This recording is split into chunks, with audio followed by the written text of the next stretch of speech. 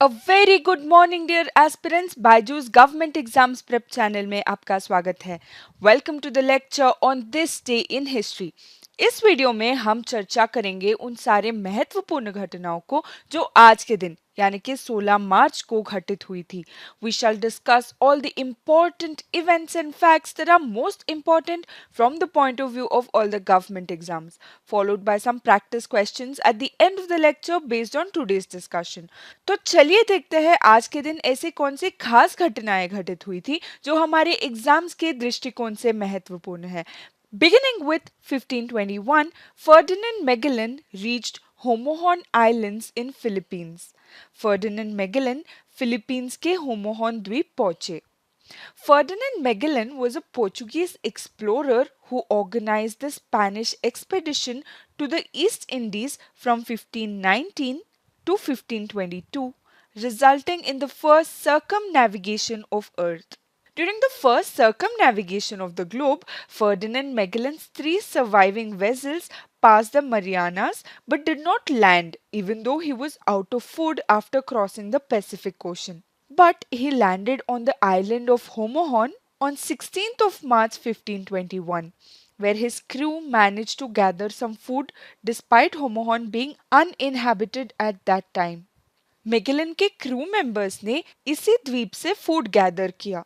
होमोहन island Philippines के पूर्वी summer प्रांत में एक द्वीप है. अब जान लेते हैं फर्डिनेंड मैगेलन के बारे में कुछ फैक्ट्स. जैसे कि हमने पहले ही डिस्कस किया, ये एक पोर्चुगीज एक्सप्लोरर थे. ये पृथ्वी के पहले परिनौचलन यानी कि सर्कम नेविगेशन के लिए जाने जाते हैं. मेगेलन एक कुशल नाविक और नौसेना अधिकारी थे जो एशिया में पुर्तगाली ताज के सेवा में थे.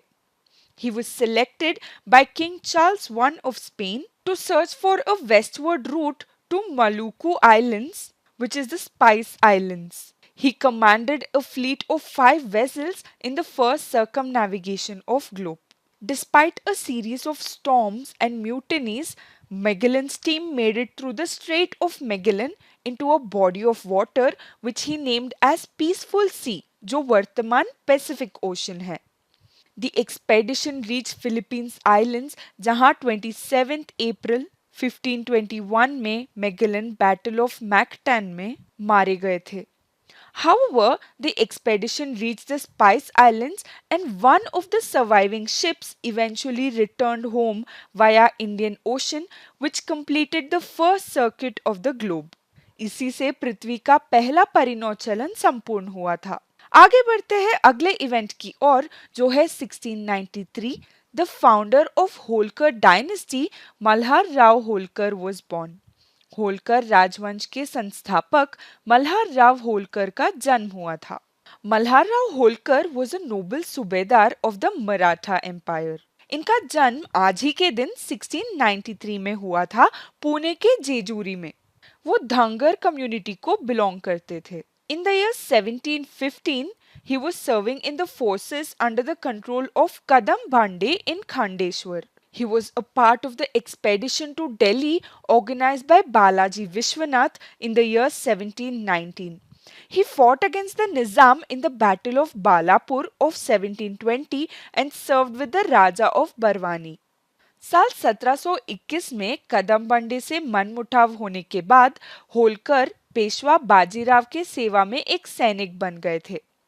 One of the foremost commanders of the Maratha Empire, he participated in the great victory in the Battle of Delhi of 1737 and the defeat of Nizam in the Battle of Bhopal. वो उस अभियान का भी हिस्सा थे जिसमें 1739 में पुर्तगालियों से वसाई को जब्त कर लिया गया था. 1724 में मराठा राज्य के पेशवा यानी कि प्रधानमंत्री बाजीराव प्रथम ने उन्हें 500 घोड़े की कमान दी और वो जल्द ही माहेश्वर और इंदौर में मुख्यालय के साथ मालवा के पेशवा के प्रमुख सेनापति बन गए.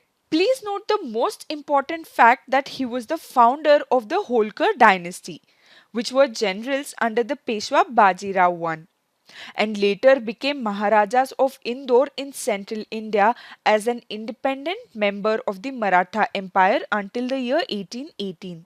Later, their kingdom, that is the Holkar dynasty, became a princely state under the protectorate of British India. Coming back to Malhar Rao Holkar, he died at Alampur on the 20th of May 1766. इनका एकमात्र सुपुत्र खांडेराव होलकर का 1754 में निधन हो गया था। तब इन्होंने खंडेराव होलकर की पत्नी अहल्याबाई होलकर को सती करने से रोका था।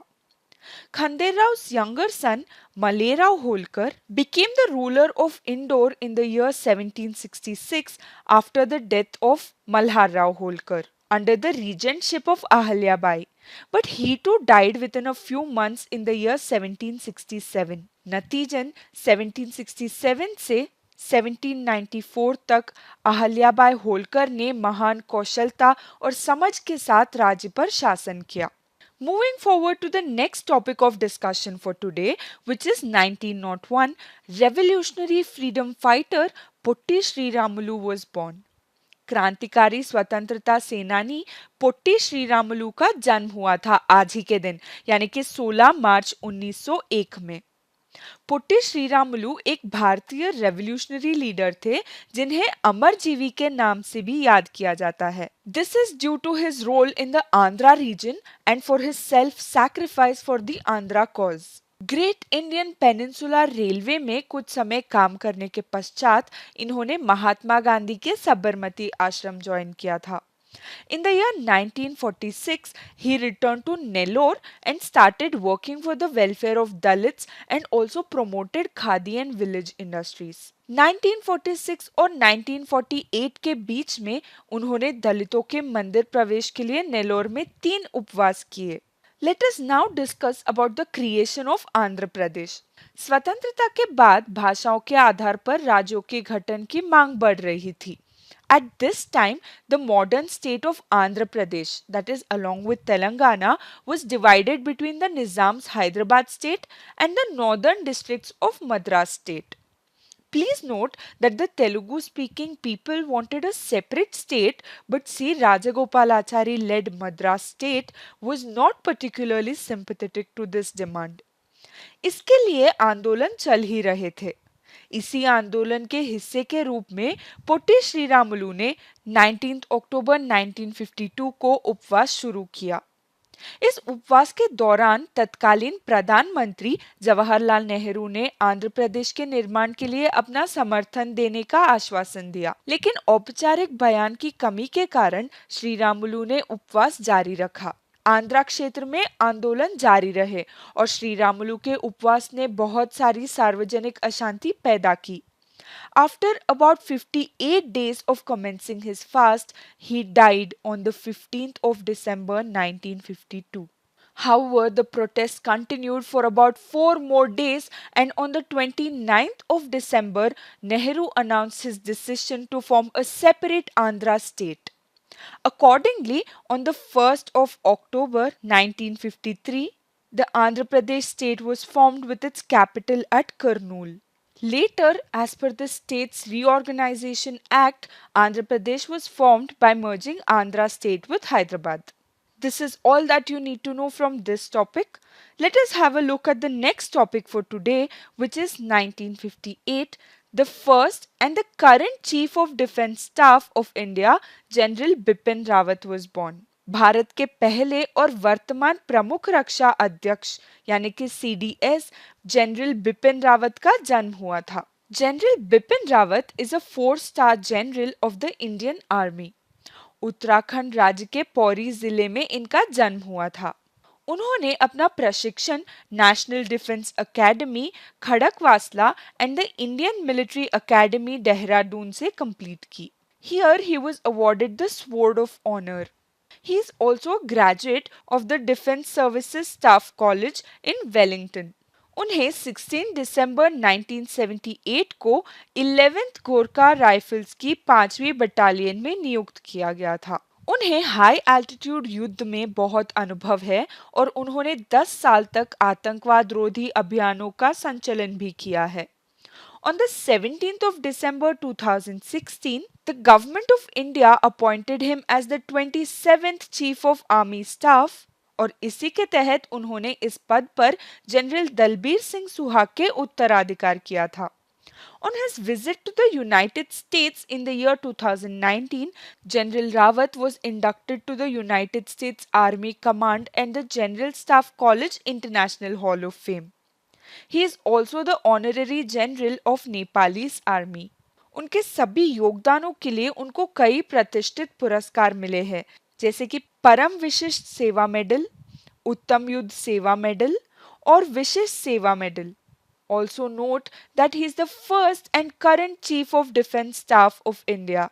Prior to taking over as the CDS, as we discussed, he served as the chairman of the Chiefs of Staff Committee as well as the 27th Chief of Army Staff of the Indian Army. अब chief of defence staff के बारे में कुछ points discuss करते हैं. The CDS is a high military office that oversees and coordinates the working of three services, which is Navy, Army and the Air Force. It offers seamless tri-service views and single-point advice to the executive on long-term defense planning and management.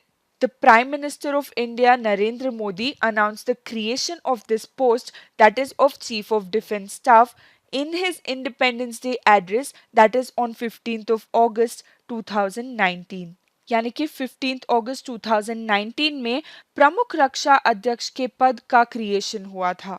लेकिन CDS के पद की proposal पहली बार Kargil review committee ने साल 2000 में की थी. And the first and current CDS is General Bipin Rawat, who took office on the 1st of January 2020. अब डिस्कस करते हैं आज के प्रैक्टिस क्वेश्चंस. ये सारे प्रश्न आज ही के डिस्कशन पर आधारित है. अगर आपने ये डिस्कशन ध्यान से सुना होगा तो इन सारे प्रश्नों के जवाब देना आपके लिए बहुत ही आसान हो जाएगा. अपने कॉन्फिडेंस बिल्ड करने के लिए सारे क्वेश्चंस के जवाब देने का प्रयास जरूर करिए. Please write the correct answers to all these questions in the comment section below. तो चलिए देखते हैं आज के practice questions. Practice question number 1. Who is the first Chief of Defence Staff of India? भारत का पहला प्रमुख रक्षा अध्यक्ष कौन है? Option A general Dalbir Singh Suhag, option B general Bipin Rawat, option C general Manoj Mukund Naravane या option D general K M Cariappa. Practice question number 2. Who was the founder of Holkar dynasty? Holkar राजवंश का संस्थापक कौन था? Option A Malhar Rao Holkar, option B Khanderao Holkar, option C Mallerao Holkar या option D Tukoji Rao Holkar. Practice question number 3. Which of the following titles is Potti Sriramulu revered with in honor of his fight for the Andhra cause? Andhra के कारण के लिए अपनी लड़ाई के सम्मान में पोट्टी श्रीरामुलु कौन सा शीर्षक से पूजनीय है? ऑप्शन ए धर्मवीर, ऑप्शन बी सत्यजीवी, ऑप्शन सी अमरजीवी या ऑप्शन डी लोकप्रिय. Practice question number 4. When was the creation of the post of Chief of Defence Staff announced? प्रमुख रक्षा अध्यक्ष यानी कि सीडीएस के पद का सृजन की घोषणा कब की गई थी? Option A 1950, option B 2000, option C 2014 या option D 2019. Practice question number 5. Homonhon island belongs to which country? Homonhon द्वीप किस देश से संबंधित है? Option A Indonesia, option B Philippines, option C Vietnam या option D China. With this question we've come to the end of today's discussion. मैं उम्मीद करती हूँ कि इस डिस्कशन से आपको वैल्यूएबल इंफॉर्मेशन मिला हो. If you do like this session, इस वीडियो को लाइक करें और अपने फेलो एस्पिरेंट्स के साथ शेयर करें. कल फिर से मुलाकात होगी with more important facts for your government exam preparations. Thank you for watching.